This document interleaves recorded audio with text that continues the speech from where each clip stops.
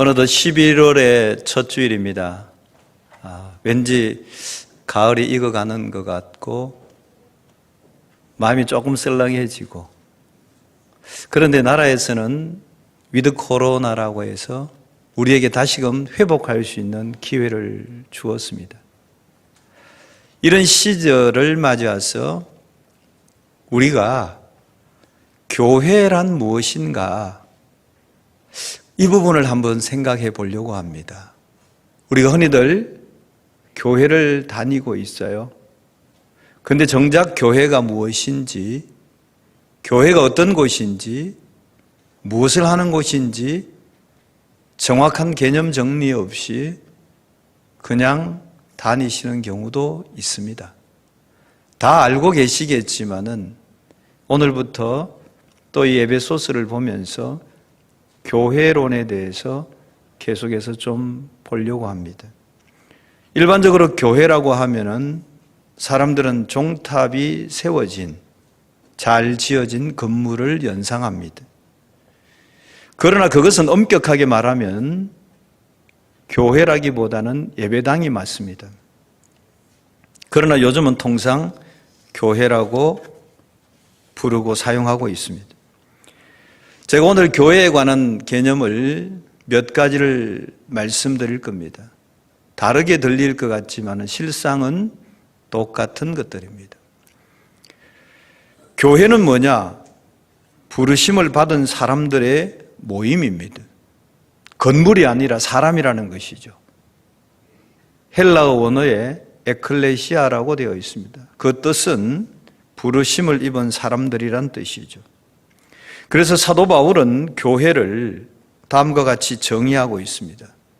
고린도전서 1장 1절에서 3절에 보면은 고린도에 있는 하나님의 교회, 곧 그리스도 예수 안에서 거룩하여 지고 성도라 부르심을 받은 자들과 또 각처에서 우리의 주, 곧 그들과 우리의 주 되신 예수 그리스도의 이름을 부르는 모든 자들에게 하나님 우리 아버지와 주 예수 그리스도께로부터 은혜와 평강이 있기를 원하노라 그랬습니다. 바울이 말하는 교회를 세 가지로 정의하고 있는데, 그리스도 예수 안에서 거룩하여 지고 성도라 부르심을 받은 자들이 예수 그리스도의 이름을 부르는 모든 자들이라 이야기하고 있습니다. 교회라는 것은 어떤 유력한 사람의 이름을 부르는 것이 아닙니다. 유명한 목사님의 이름을 부르는 것이 아니라 이 교회를 건축하려고 많은 헌금을 했는 사람의 이름을 부르는 것이 아니라 예수 그리스도의 이름을 부르는 성도들의 모임을 교회라고 하는 겁니다. 그렇다면 예수 그리스도의 이름을 부르는 성도들의 모임이란 구체적으로 어떤 사람들이 모여서 무엇을 하는 모임일까요? 초대교회 시대로 돌아가 보면은, 구약의 시대로 돌아가 보면은 이스라엘 백성들은 오랫동안 인간의 모든 죄를 대속하려고 이 땅에 오실 구원자 메시아를 대망하고 있었습니다. 그런데 베드로가 가이사랴 빌립보 지역에서 예수님을 향하여서 마태복음 16장 16절에서 이렇게 고백합니다. 주는 그리스도시요 살아계신 하나님의 아들이시니이다. 이렇게 고백했는데 이 고백은 이 땅에 오신 예수님, 당신이 바로 우리가 그토록 대망하던 구원자 메시아라는 사실, 그리스도라는 사실을 우리가 믿는다고, 내가 믿는다고 고백하였던 것입니다. 이 고백을 들으신 예수님께서는 그 베드로의 신앙 고백 위에 내 교회, 즉 예수님의 교회를 세우신다고 말씀하셨던 것입니다. 따라서 교회라는 것은 이 베드로의 신앙 고백을 나의 신앙 고백으로 삼고 실천하며 살아가는 사람들의 모임이 교회인 것입니다. 그래서 교회의 주인은 목사도 아니고 장로도 아니고 헌금을 많이 한 사람도 아니고 매일같이 교회에 출입한다고 그 사람이 교회의 주인이 아닙니다. 교회의 주인은 오직 예수 그리스도이십니다. 이 땅에 있는 모든 교회는 예수님의 교회인 것입니다. 그러므로 교회는 성도라 부르심을 받은 자들이 예수 그리스도를 믿음으로 구원받고 예수님을 자기 인생의 주인으로 모시고 그 예수님을 경배하며 그 예수님의 뜻을 이 땅에 이루어가는 사람들, 그들의 모임을 교회라고 합니다. 그렇다면 교회된 우리 자신이 교회다운 교회가 되기 위하여서는 우리 자신을 어떻게 가꾸어 가야 할까? 이 건물을 우리가 교회라고 하지만은 실상 부르심을 받은 우리 한 사람 한 사람이 교회이지 않습니까? 이 교회인 나를 어떻게 하면 교회답게 할 수 있을까? 그 부분에 대해서 콘스탄티노플 신조에 따라서 우리를 가꾸어 가면 됩니다. 그러면 콘스탄티노플 신조가 나오게 된 배경을 먼저 말씀을 드릴게요. AD 313년에 콘스탄틴 대제가 밀라노 칙령을 통하여서 기독교를 로마의 국교로 공인하게 됩니다. 그리고 AD 325년에 최초의 종교회의인 니케아 종교회의에서 예수 그리스도의 신성을 부인했던 아리우스파를 이단으로 정죄하고 아타나시우스파의 삼위일체설을 정통으로 채택하게 됩니다. 그리고 나서 381년 콘스탄티노플 종교회의에서 그 니케아 종교회의에서 확립된 그 삼위일체 교리를 완성하면서 이때 신조를 하나 만드는데 그 신조가 콘스탄티노플 신조입니다. 이 신조를 통해서 우리는 이런 교회를 믿는다라고 정했던 것입니다. 이런 교회는 어떤 교회냐? 하나이고 거룩하고 보편적이고 사도적인 교회를 말합니다. 이 콘스탄티노플 신조는 우리는 하나이고 거룩하고 보편적이고 사도적인 교회를 믿는다라고 고백했습니다. 그 고백이 지금도 유효하고 이 고백에 속해서 이 고백 속에서 교회된 우리를 어떤 모습으로 가꾸어 나가야 하는지를 말해 주고 있는 것입니다. 저와 여러분, 우리는 다 교회입니다. 이 교회는 첫 번째 하나 되어야 하는 것입니다. 교회가 하나 되어야 하는 이유는 너무나 당연하게도 우리가 믿는 하나님이 한 분이시기 때문에 그렇습니다. 여러분이 믿는 하나님과 제가 믿는 하나님이 다를 수 없습니다. 여러분이 믿는 성령과 제가 믿는 성령이 다를 수가 없습니다. 그 사실을 에베소서 4장 3절에서 6절에서 이렇게 기록하고 있습니다. 평안에 매는 줄로 성령이 하나 되게 하신 것을 힘써 지키라.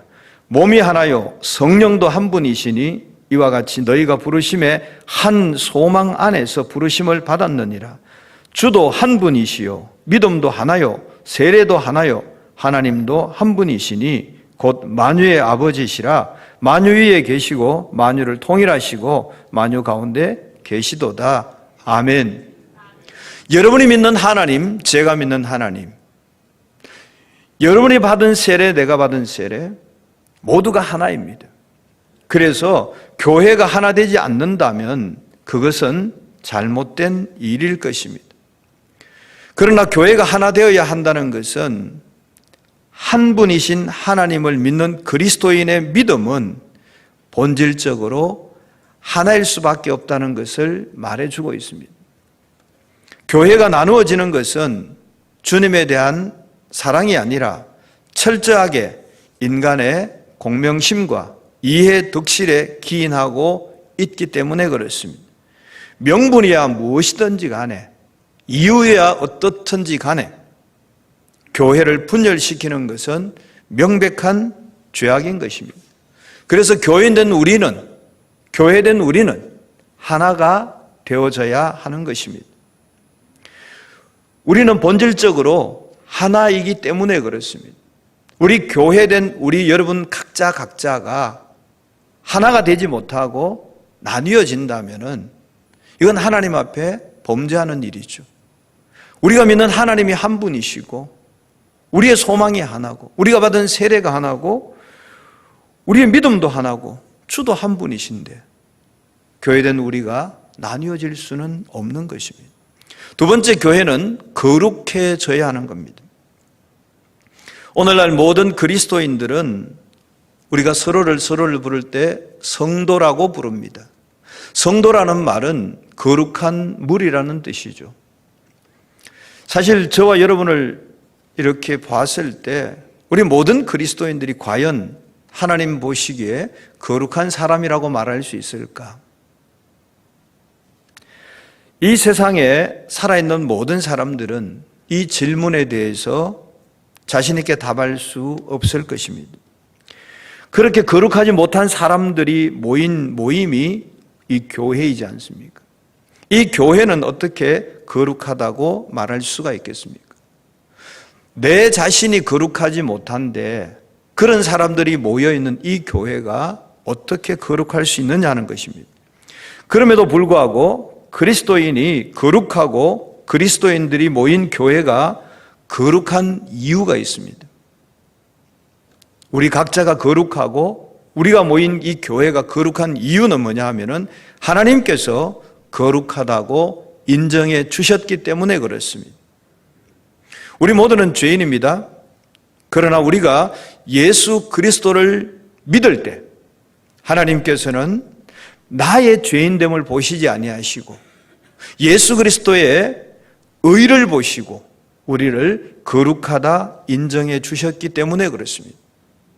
내가 거룩해서 거룩한 자가 아니라 내가 믿는 예수께서 거룩하시니 그의 의를 보고 우리를 거룩하다 인정해 주셨습니다.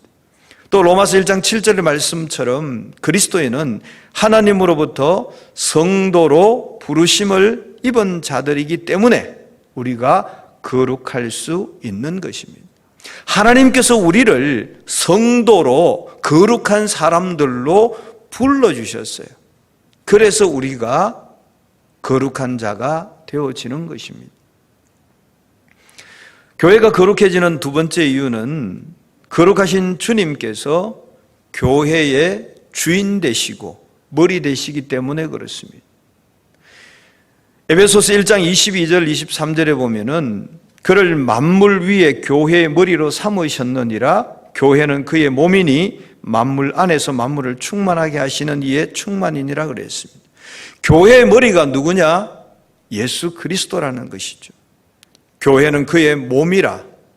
즉 우리 죄인들이 모여있는 이 교회의 머리는 예수 그리스도께서 머리 되시고 교회가 그의 몸이기 때문에 이 교회가 거룩한 것입니다.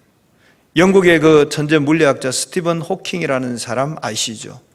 그의 온 몸은 쓰지를 못합니다. 사지를 전혀 움직이지도 못하는 몸을 가지고 있습니다. 사람으로 봐서는 쓸모없는 몸이죠. 그러나 그의 머리는 천재적인 머리를 가지고 있습니다. 그래서 그가 천재적인 머리를 가지고 있기 때문에 아무 쓸모없는 그의 몸이지만은 그의 몸도 천재의 몸으로 귀하게 대접받고 있는 것입니다. 이처럼 교회된 우리 각자 한 사람 한 사람은 별로 쓸모없는 인간이지만은 그러나 거룩한 예수 그리스도께서 우리 교회의 머리가 되어 주시기 때문에 우리 또한 거룩한 교회가 되어지는 것입니다. 거룩하지 않은 우리들을 하나님께서 거룩하게 구별하여 주시고 우리를 성도로 불러주셨으니 이제 우리는 어떻게 살아야 할까요? 우리는 거룩한 삶을 살아가야 하는 겁니다. 거룩하신 하나님을 정언하며 살아가야 하는 겁니다. 나는 거룩한 존재가 못 되지만은 하나님이 나를 거룩하다고 인쳐주셨기 때문에 인정해 주셨기 때문에 성도로 불러주셨기 때문에 이제 나는 거룩한 자답게 살아가야 하는 겁니다. 교회된 우리 각자가 거룩한 삶을 살아가야 할 뿐만 아니라 먼저 말씀드렸던 것처럼 교회된 우리는 하나가 되어져야 하는 것입니다. 세 번째, 교회는 보편적이어야 합니다. 본래 교회는 보편적이라는 단어로 카톨릭이라는 단어를 썼습니다. 그런데 종교개혁 이후에 카톨릭이라는 용어를 로마 카톨릭 교회에다가 우리가 넘겨줘 버렸습니다. 그리고 우리 개신교에서는 동일한 의미죠. 동일한 의미로 유니버설이라는 단어를 사용하고 있습니다. 어떻게 되었든 이 교회는 보편적이어야 한다는 것이죠. 이 보편적이라는 것은 인종이나 재산이나 지역이나 학력이나 신분이나 나이나 남녀노소에 불문하고 모든 사람을 구별하지 아니하고 만민을 위한 교회가 되어야 한다는 것입니다. 그 이유는 교회의 주인이신 주님께서 만민을 위하여 오셨고 또 만민에게 복음을 전하라고 명령하셨기 때문에 그렇습니다. 요한복음 3장 16절에 보면은 그를 믿는 자마다 멸망하지 않고 영생을 얻게 하려 하심이라 그랬습니다. 그를 믿는 자마다. 예수를 믿는 자가 특정한 자로 구별되어 있지 않습니다. 제한되어 있지 않습니다. 누구든지 그를 믿는 자마다 영생을 얻게 하려 하심이라 그랬습니다. 마태복음 28장 19절에 보면은 그러므로 너희는 가서 모든 민족을 제자 삼아 아버지와 아들과 성령의 이름으로 세례를 베풀고 내가 너희에게 분부한 모든 것을 가르쳐 지키게 하라 그랬습니다. 예수 그리스도의 복음을 전할 때에 모든 민족에게 전하라 그랬습니다. 특정한 지역에만 전하고 어떤 나라에만 전하는 것이 아니라 모든 민족에게 전하라 그랬습니다. 예수님은 교회가 보편적이 되어야 한다고 말하고 있습니다. 우리가 교회지 않습니까? 내가 보편적인 교회가 되어져야 합니다. 나는 저런 사람은 내하고 안 만나. 나 저런 사람하고는 이야기 안 해. 나 저 사람하고 교제 안 해. 이렇게 내가 제한하면 되지 않습니다. 우리가 교회입니다. 교회는 보편적이 되어야 하는 겁니다. 그래서 누구든지 예수 그리스도를 주로 고백하는 사람이라면은 다 만민을 만날 수 있고 그들과 대화하고 그들에게 복음 전하고 그렇게 살아야 하는 것입니다. 보편적이 되어야 한다는 말이 2000년 전에는 그렇게 쉬운 말이 아니었습니다. 왜냐하면은 노예가 있었고 귀족이 있었고 또 천민이 있었던 시절입니다. 보편적이란 말은 말하기는 쉽습니다. 그러나 실천하기는 엄청난 용기가 필요했던 것입니다. 오늘날이라고 해서 교회가 다 보편적인 것은 아닙니다. 어떤 교회는요, 의사, 판사, 검사 그런 레벨 아니면은 그 교회 잘 들어가지도 못해요. 미국에서는요, 흑인만 들어가는 교회, 백인만 들어가는 교회가 있어요. 그러나 우리 애양교회는 그렇지 않습니다. 신분이 어떠하든지 얼굴색이 어떠하든지 돈이 많고 적고에 상관없이 누구나 와도 좋습니다. 우리는 믿음의 한 형제 자매이기를 원합니다. 교회는 누구든지 들어와서 예배할 수 있어야 합니다. 혹 주정뱅이가 온다 할지라도 거린이 온다 할지라도 또 어떤 험악한 사람이 온다 할지라도 우리 교회는 보편적인 교회, 누구든지 와서 함께 예배하고 함께 하나님의 영광을 돌릴 수 있는 그런 교회입니다. 예수님께서 이 땅에 계실 때도 그랬어요. 주님 곁에는 어떤 사람들이 있었어요? 정치인도 있었고 군인도 있었고 또 어부도 있었고 장녀도 있었고 기생도 있었고 학자도 있었고 병든 사람도 있었고 남자도 있었고 여자도 있었고 아이도 있었고 노인도 있었습니다. 즉 예수님 주변에는 빈부 귀천이 없었어요. 남녀노소가 없었어요. 모든 사람들을 예수님이 다 만나 주셨어요. 그들의 친구 되어 주셨어요. 예수님께서 인간에게 그와 같이 보편적인 구원을 내려주시지 않았더라면 부족하고 내세울 것 없는 저와 여러분들이 어떻게 교회가 되어 있겠습니까? 우리가 다 교회가 될 수 있었던 것은 예수께서 우리 모든 사람에게 구원의 복음을 제시하시고 우리가 예수를 믿어 한 사람 한 사람이 교회되게 하셨기 때문에 그렇습니다. 예수님이 보편적이에요. 예수님이 보편적이기 때문에 교회된 우리들도 보편적이 되어야 하는 겁니다. 사람을 가리면 안 됩니다. 제한하면 안 됩니다. 누구든지 교회된 저와 여러분을 만날 수 있어야 됩니다. 교회된 우리 애양교회에 누구든지 쉽게 문을 열고 들어올 수 있어야 하는 겁니다. 마지막 네 번째는 교회는 사도적이어야 합니다. 사도적이라는 말은 사도들이 전해준 말씀 위에 서야 한다는 것입니다. 에베소서 2장 20절 21절에 보면 너희는 사도들과 선지자들의 터 위에 세우심을 입은 자라 그리스도 예수께서 친히 모퉁이 돌이 되셨느니라. 그의 안에서 건물마다 서로 연결하여 주 안에서 성전이 되어 가고라고 기록하고 있습니다. 사도들과 선지자들의 터, 즉 그들이 전해준 성경 말씀에 서지 않고는 교회가 될 수 없는 것입니다. 여러분이 건물만 교회가 아니라 우리 각자가 교회라 그랬습니다. 이 교회는 어디에 서야 되느냐? 성경 말씀 위에 서야 됩니다. 사도들이 전해준, 선지자들이 전해준 그 말씀 위에 서야 됩니다. 우리가 그리스도인으로서, 우리가 교회로서 존재하면서 내가 말씀 위에 서 있지 아니하다면은 우리는 허공에 있는 건물과 같습니다. 우리가 하나님의 말씀을 기초로 하고 있지 않다면은 우리의 신앙생활은 사상 누각이 되어지는 겁니다.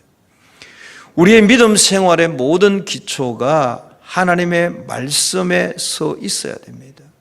그 말씀을 날마다 읽고 묵상하고 말씀대로 살아가려고 몸부림쳐야 하는 겁니다. 예를 들어 하나님의 말씀에 원수를 사랑하라, 내 이웃을 내 몸같이 사랑하라, 예를 들어 이런 구절이 있으면은 내가 말씀 위에 선다는 것은 그 말씀을 가지고 내가 살려고 애를 써야 되는 거죠. 말씀은 말씀이고 내 삶은 내 삶이고 이렇게 하면 안 되는 것이죠. 교회라는 것은 사도적인 교회가 되어야 됩니다. 선지자들과 사도들이 전해준 그 터 위에, 그 말씀 위에 서 있지 아니하면은 교회가 교회다워지지 않습니다. 말씀을 통하지 않고는 교회의 주인이시요 머리시요 모퉁이 돌이 되시는 예수 그리스도와 연결되어질 길이 없는 것입니다. 건축 현장에 가보면은 이 나무와 나무 사이를 이렇게 고정하고 연결하려고 하면은 못을 박습니다. 그 못을 단단히 박아야 그 건물이 흔들리지 아니하고 잘 견고하게 유지될 수 있습니다.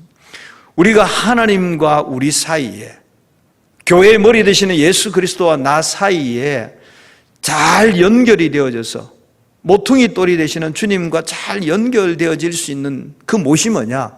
바로 말씀이라는 것이죠.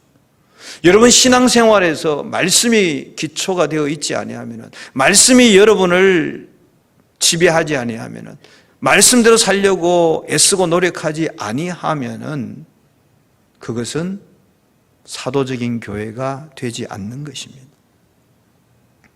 그래서 교회인 내가 교회다워지기 위해서는 이 말씀의 터전 위에서 우리가 서야 하는 것입니다. 교회된 우리 각자가 정말 교회다워지기 위해서 우리가 어떻게 노력해야 되느냐? 우리가 먼저 하나 되어야 된다고 말씀드렸습니다. 교회된 우리는 거룩해져야 된다고 말씀드렸습니다. 보편적이어야 된다고 말씀드렸습니다. 사도적이어야 된다고 말씀드렸습니다. 말씀을 맺으려고 합니다.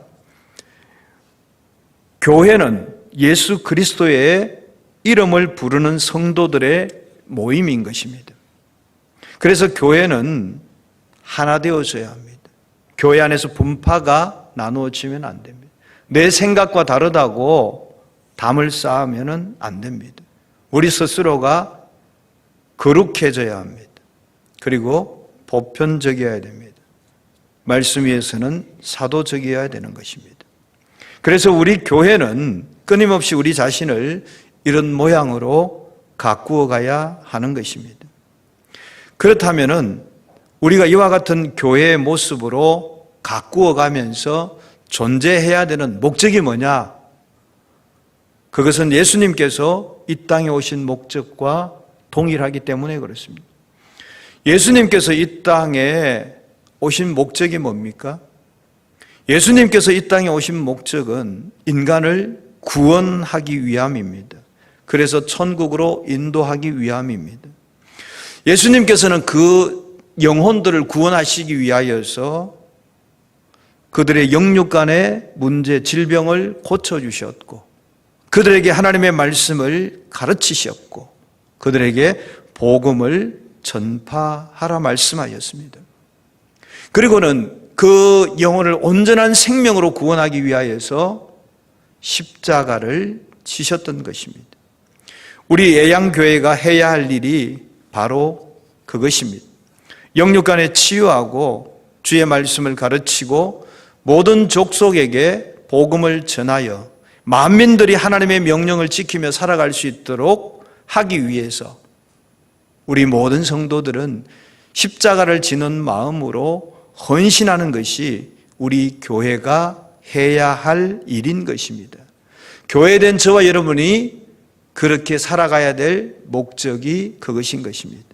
모든 족속으로 하여금 예수 그리스도를 믿게 하여 구원받고 천국으로 인도하게 하는 그 일을 위해서 교회된 저와 여러분을 하나님은 이 애양교회로 불러주셨습니다.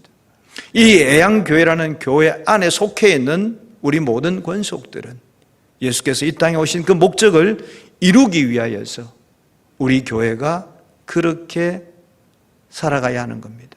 우리 교회의 목적이 뭡니까? 교회가 존재하는 목적이 뭡니까?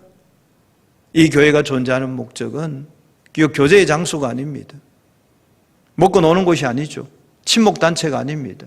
땅 사고 건물 짓고 하는 것이 우리의 목적이 아닙니다. 우리 교회가 존재하는 목적은 영혼 구원이죠. 그 일을 위해서 우리는 가르쳐야 되고 치유해야 되고 복음을 전파해야 하는 것이죠.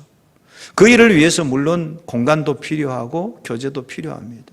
그러나 우리가 정작 중요한 것은 우리 교회가 존재하는 본래의 목적을 잊어버리면 안 된다는 것이죠. 우리 애양교회가 존재하는 목적, 복음을 전하여서 한 영혼을 구원하는 그 일을 위해서 달려가야 됩니다. 그 일을 위해서 여기에 속해 있는 한 명 한 명의 교회인 저와 여러분들도 그 일을 위해서 함께 달려가야 하는 것입니다. 우리가 그 일을 함께 감당하며 나갈 때 하나님께서 우리에게 힘 주시고 능력 주시고 또 새로운 소망을 주시는 줄 믿습니다. 그 일을 감당해야 할 사명, 그 사명이 교회인 우리 모두에게 있음을 잊지 마시길 바랍니다.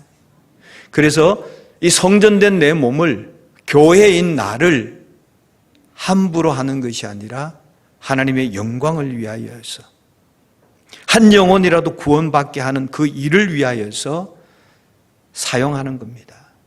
우리 인생의 삶의 목적이 뭡니까? 하나님을 영화롭게 하는 것이죠. 우리 인생의 가장 큰 목적은 하나님의 나라를 소망하는 것이지 않습니까? 그곳에 나 혼자 가는 것이 아니라 또 다른 누군가를 전도하고 그를 하나님의 자녀로 만들고 함께 가는 것 아니겠습니까?